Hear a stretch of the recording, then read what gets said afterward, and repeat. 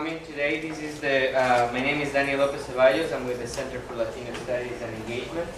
And this is the third and final talk of the inaugural year of our American Conversation series, which is sponsored by the Center for the Humanities. And we have also, in case you're interested as well, joining, there's an American Studies faculty working group. For more information on that, you can contact Chris, he's right here, Chris Nichols, who can help us, is helping us organize and keeps us all on track. So our talk today will be delivered by Professor Marisa Chappell, who's associate professor of history.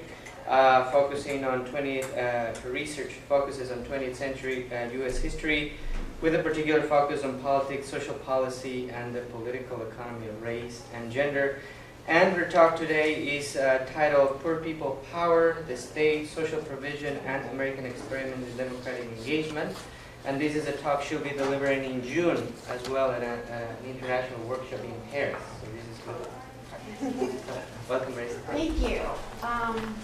I want to thank you for your nice introduction, and Chris for organizing, and Bob Peckno, and Joy Futrell, and Heather Stinger. Some of the research in this was funded by a Horning grant and a library research grant, so I want to acknowledge that. And this paper is very much a work in progress, so I'm anxious to hear your comments and suggestions.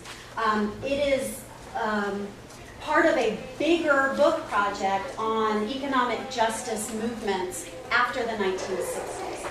So I will just get going. In 2008 and 2009, the Association of Community Organizations for Reform Now, or ACORN, faced two stinging attacks from conservative activists and Republican Party operatives.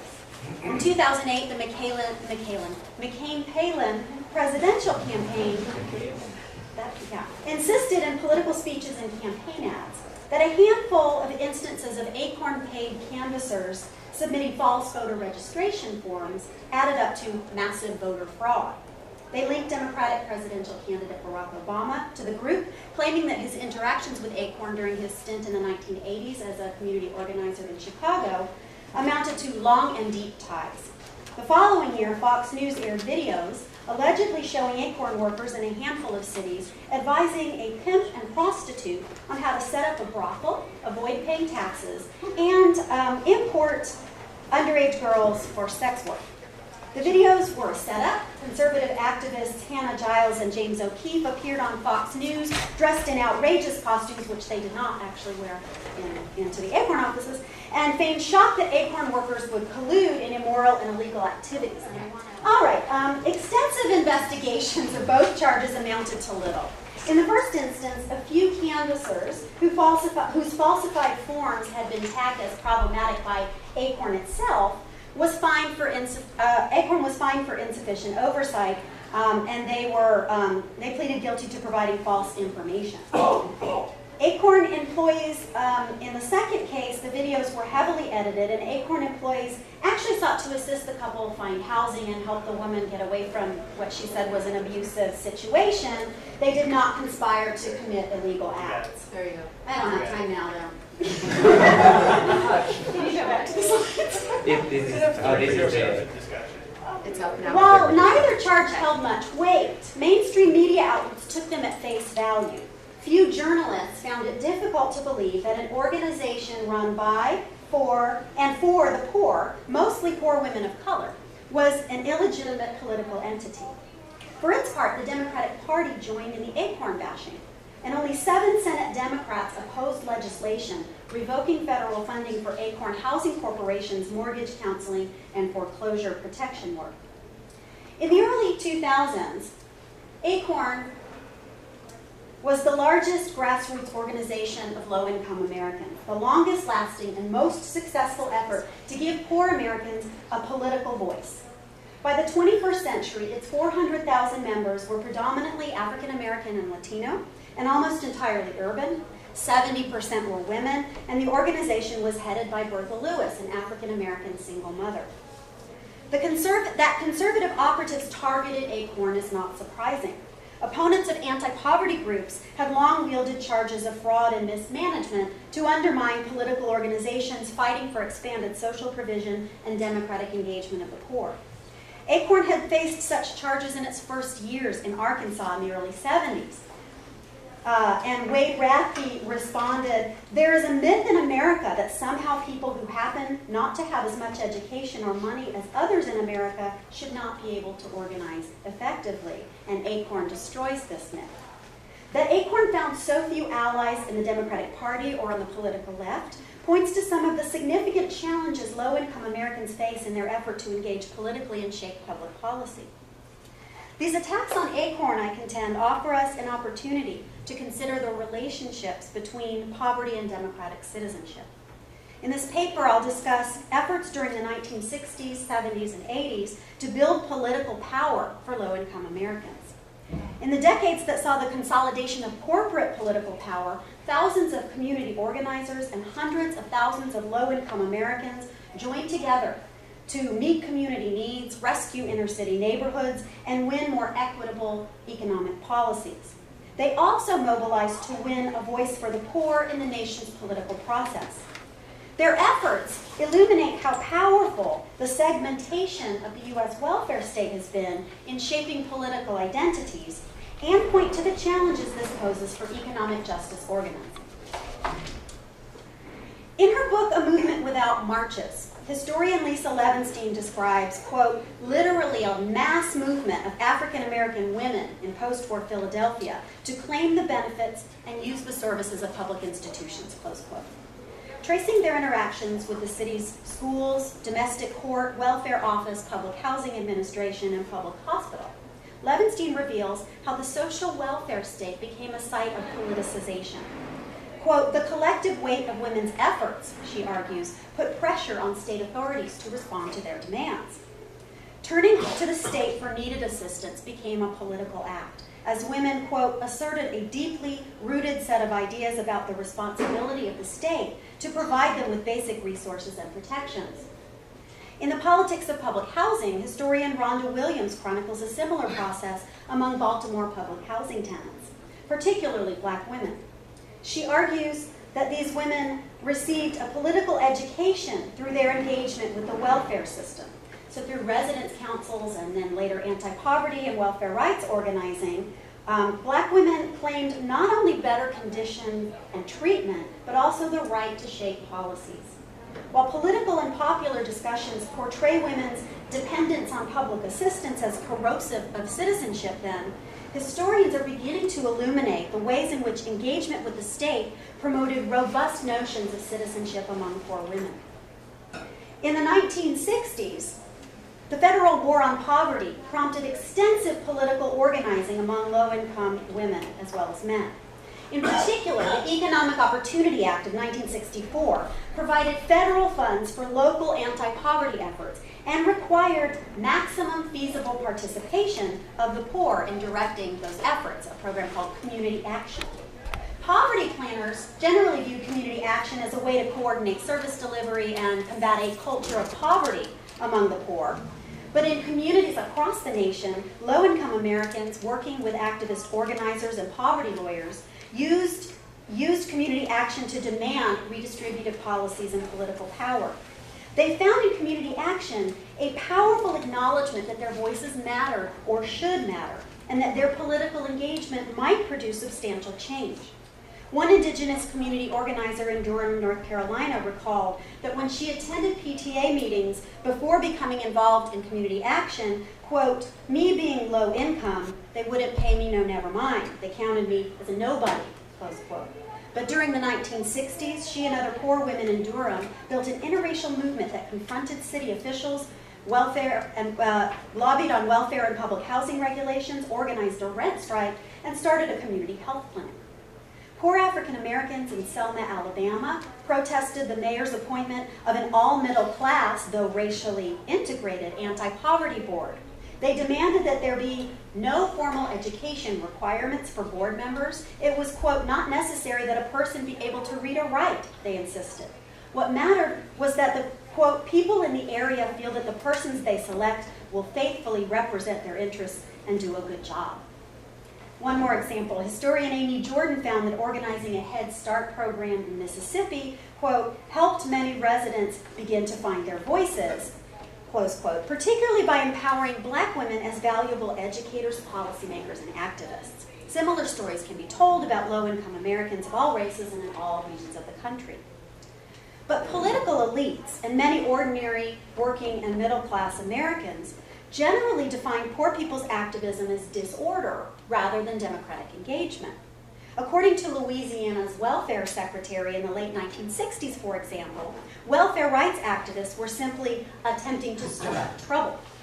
The Democratic governor of Texas shut down the state's VISTA program, which employed young people to work in anti-poverty programs, insisting that, quote, the abdication of respect for law and order, disruption of democratic processes, and provocation of disunity among our citizens will not be tolerated. President Johnson also deplored the politicization of the poor, telling an aide in 1968 that the Rap Browns and the Martin Luther Kings and the Floyd McKissicks and all of them are the products of community action. Anti-poverty planner and Democratic advisor Daniel Patrick Moynihan wrote an entire book condemning community action for politicizing the poor rather than simply providing them the cultural tools for individual upward mobility. Critics also deny poor women's capacity to run programs or contribute to policymaking. Condemning Baltimore's self-help, and these are some examples of programs that poor women have run successfully. Condemning Baltimore's self-help housing program, a Democratic city council member insisted that, quote, people who haven't yet proved they can earn a living, close quote, could not effectively administer federal funds, though the poor women running the program were doing just that. When 300 food stamp workers, mostly low-income black women, went on strike in Louisiana, the state's welfare director insisted that it had been a mistake to hire what he called incompetent staff from the welfare rolls to operate the program. And when welfare rights activists staged a sit-in at the Capitol, and they were staging a sit-in to protest the Senate's refusal to hear their testimony on a massive overhaul of the country's income support system, their voices were not considered important. Georgia Senator Russell Long referred to them as brood mayors and remarked that, quote, if they can take the time to march in the streets and picket and sit in the hearing room, it seems to me they have enough time to get jobs, close quote. In response to local officials' complaints that community action put the federal government in the business of organizing the poor politically, Congress curtailed the program. The Nixon administration placed further limits on the use of federal funds for grassroots organizing and political empowerment. There's a great deal of scholarship analyzing the interlocking stereotypes that stigmatize African American women in particular. For my purposes, I just want to mention Melissa Harris Perry's discussion of the powerful stereotype of black women as shrill, loud, argumentative, irrationally angry, and verbally abusive.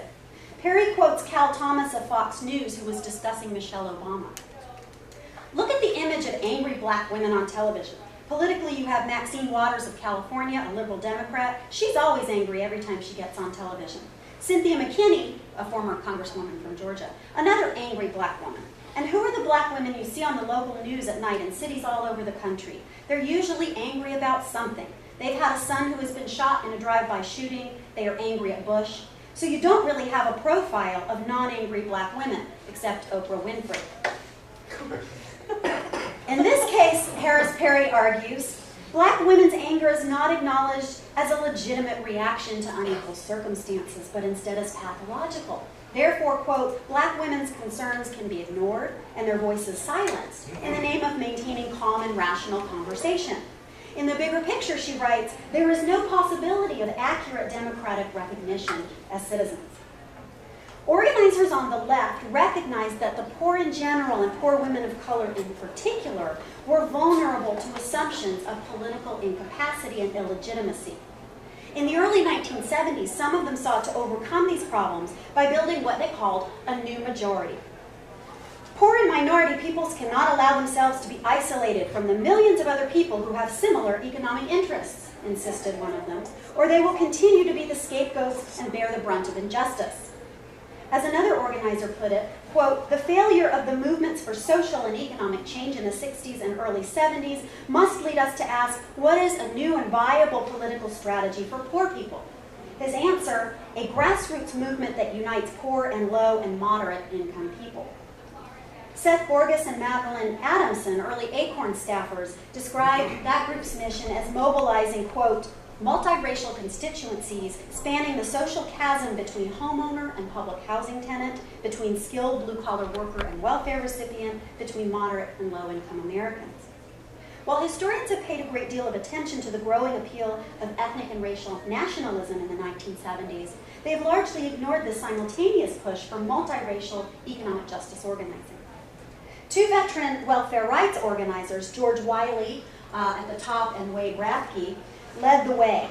Both valued democratic engagement of the poor, but both had come to view welfare rights as a political dead end. Wiley left the National Welfare Rights Organization in 1973 to start the Movement for Economic Justice, or MEDJ. I'm going to call it MEDJ because it's easier. This group was devoted to building what he called a majority constituency of the almost 80% of Americans earning less than $15,000 a year. 3 years before, Wade Rathke convinced members of the Little Rock Welfare Rights Group he had organized to adopt the name Arkansas Community Organization for Reform Now, that's where ACORN comes from, and recruit a broader membership. Neither move was uncontested.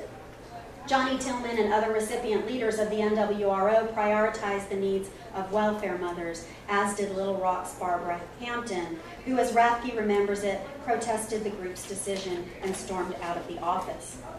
Despite the bitter split, Rathke recalled, the break, quote, "freed ACORN to crack a moderate-income homeowning constituency."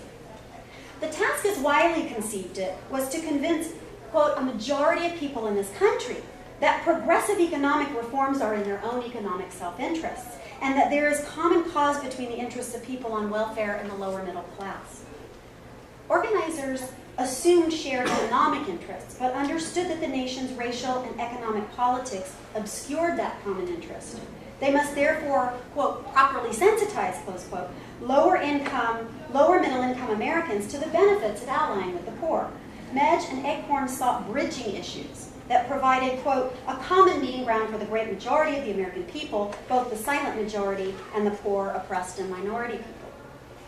New majority campaigns that tackled specific and near-term threats, what historian Michael Stewart Foley calls front porch politics, sometimes succeeded. Rising utility rates in the mid-1970s brought every social element in Arkansas, from soybean farmers and small businessmen to suburban homeowners, to protest and lobby alongside low-income residents. Proposed expressways in Boston and Chicago threatened both poor and middle-income neighborhoods, prompting successful new majority mobilization.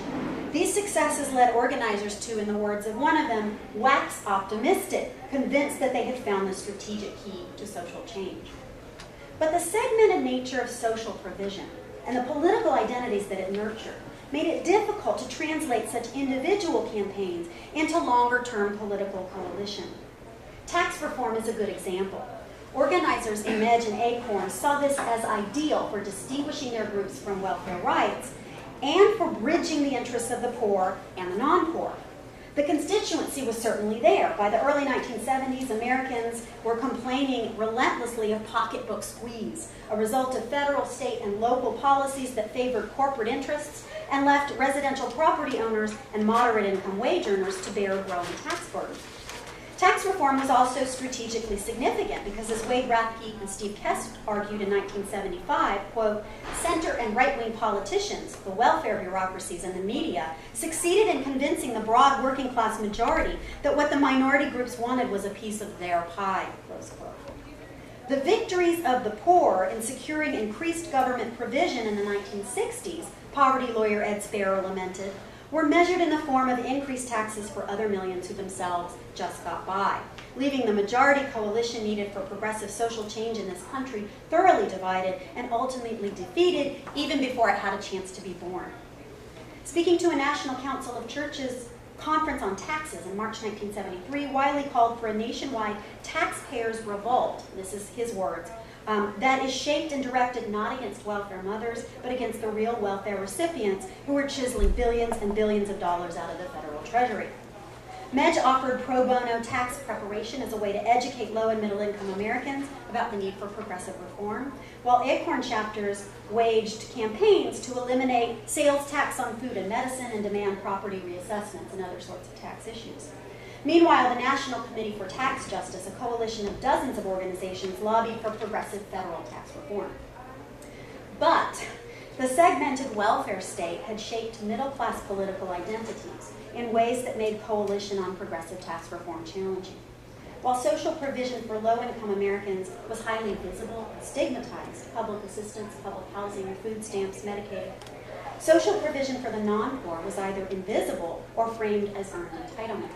Social Security, for example, excluded many of the poorest Americans and relies on highly regressive payroll taxes. Yet its framing as social insurance rendered it a politically protected middle-class entitlement. The mortgage interest tax deduction allowed the middle class access to quality housing and public services, as well as intergenerational wealth accumulation. Yet we rarely acknowledge it as social provision or welfare.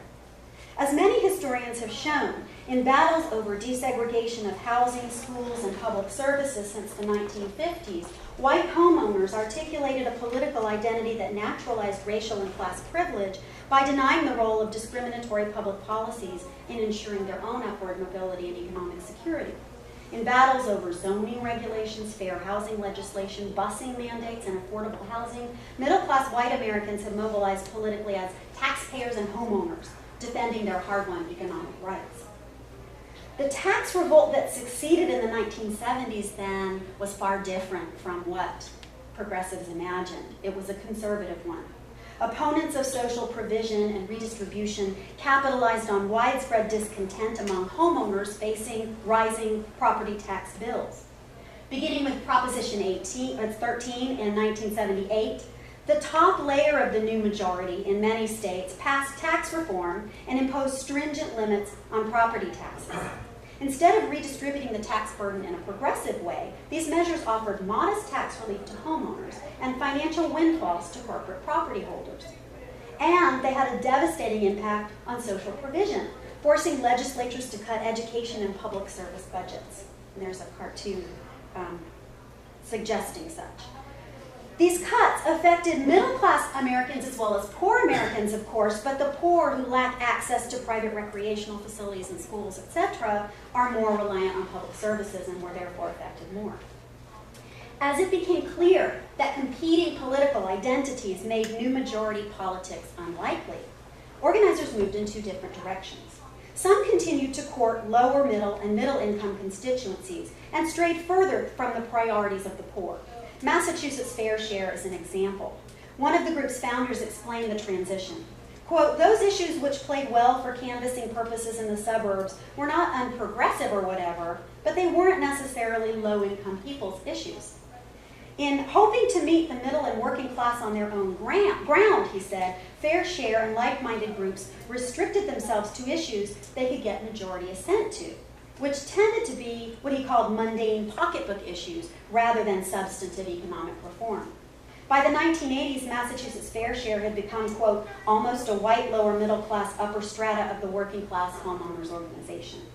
The group was still, in his words, rhetorically committed to a majoritarian strategy, but it just so happened that the majority was leaving out the concerns of low-income people of color in the inner city. Some groups went the opposite direction, jettisoning new majority strategies and focusing on poor people power. While in the early and mid-1970s, ACORN documents touted the group's majority constituency, by the 1980s, they were referring to the poor and the powerless as their constituency. The group's mission, one organizer insisted, was empowerment of the poor as a class. In the late 1970s, ACORN fought for low and moderate income representation in the political party process. Members developed a national political agenda called the People's Platform, which advocated full employment, national health insurance, and a guaranteed income, among other planks, and here they are with their planks. When leaders of both political parties politely dismissed the platform, one organizer remembered, Acorn was particularly angered by the Democrats and, quote, attributed the party's reluctance to acknowledge the depth of their grievances to the meager representation of low and moderate income Democrats at the national conventions and other policymaking enclaves, close quote. Acorn members invaded the DNC's midterm convention and taped copies of the People's Platform to convention center columns. They sat in at Carter's campaign headquarters in Philadelphia and protested outside the DNC's Washington, D.C. office. They finally convinced party leaders to create a 15-member commission headed by Mickey Leland of Texas to develop recommendations for increasing the role of low-income Democrats in the presidential nominating process. When Democratic leadership rejected those recommendations, Acorn members invaded precinct and district caucuses to demand implementation. A decade earlier, the Democratic Party had adopted an affirmative action plan to ensure representation of women, minorities, and youth in the process, but this effort to ensure representation of the poor failed. In the 1980s, Acorn also launched the Jobs and Justice campaign, designed to empower the, quote, disproportionately minority and female secondary labor force, including welfare recipients, to shape political and economic policies. This constituency, Acorn insisted, quote, are constantly faced with the equally inadequate options of unstable and unskilled low-wage work or dependence upon government income maintenance programs, both of which guarantee a life of economic hardship and struggle. And, Acorn insisted, their, quote, marginality in the economy encourages a militancy and determination that can exert significant pressure. Emphasizing direct action and worker-community linkages, the campaign won extensions in federal employment programs and unionized low-income service workers in hotels, fast food, and healthcare. By the mid-1980s, when it affiliated with SEIU, Acorn's United Labor Unions had organized thousands of low-wage workers in 5 cities. One journalist referred to the campaign as the 60s Poor People's Campaign revived. I'm almost done. Acorn's homesteading campaign was another move toward militant assertions of poor people power. In the late 1970s, hundreds of low-income families in Philadelphia occupied and began rehabilitating vacant homes. These are homes that had been foreclosed upon. Acorn signed on and spread the tactic to other cities. The campaign forced concessions in many cities, and Acorn and its allies won reforms in the federal homesteading program that made it easier for low-income families to own and renovate abandoned housing. Journalist John Atlas cites the squatting campaign as a turning point for Acorn. It launched the organization's involvement in urban redevelopment, which would become its primary focus in the 1990s, and it shifted the organization's membership more heavily toward low-income people of color. To the foundation officers, other community activists, and government officials, Atlas notes, Acorn was looking more like a black militant poor people's association. This was a far cry from the new majority strategy with which Brackey had begun. The nation's segmented welfare state and its role in shaping political identities continues to pose significant challenges to advocates of progressive economic change. Amidst vast economic inequality, budget sequestration, and judicial decisions that make wealth the ticket to political power on a whole new scale, as well as efforts to impinge upon voting rights, perhaps a new majority political movement could gain some traction, but it won't be easy. And that's all I have.